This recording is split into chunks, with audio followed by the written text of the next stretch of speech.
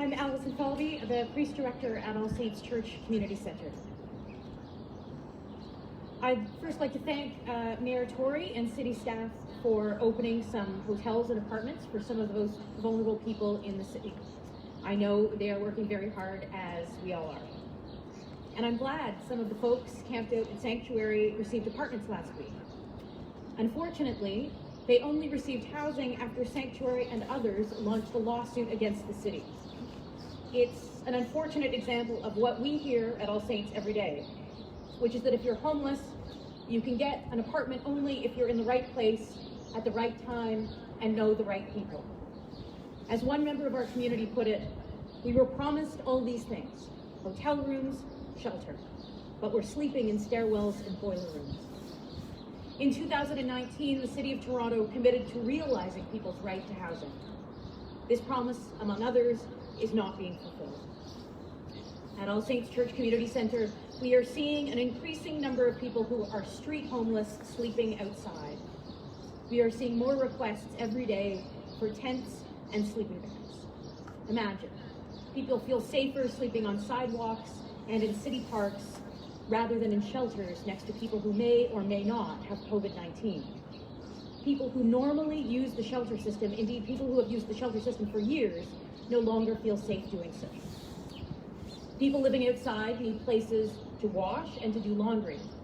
We hear a lot about the lack of showers and laundry access. Hundreds, if not thousands of people are trying to access 11 public washrooms scattered across downtown. Many of our folks use our tiny sinks to have, as one drop-in guest put it, a bird bath. While I'm glad All Saints is in a position to offer basic washroom facilities, I am very aware of our limitations. It is challenging to operate a space when one person desperately needs to use the toilet and another person is washing her hair. This is a regular, if not daily, occurrence for us.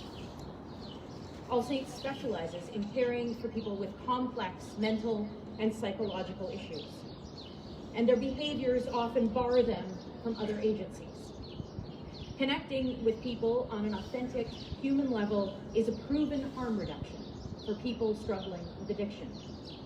Authentic human connection can save lives. Unfortunately, COVID-19 has limited our capacity to provide this kind of care. Between screening people at the door, serving meals one by one, and operating with a rotating skeleton staff, our team is stretched. And it is the most vulnerable people, the ones most at risk of dying, who are suffering as a result. And they know it. Just last week, a young, high-needs woman said to me, "I know I'm going to die." And I've heard the same words from many others.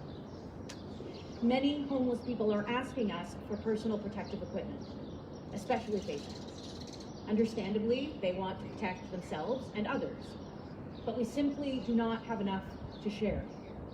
We have obtained personal protective equipment for our staff through a charitable foundation, a community partner, and personal connections. Only today, later today, after 2 months of asking, we are finally receiving personal protective equipment from the city. As with housing, getting personal protective equipment comes from being in the right place at the right time and knowing the right people.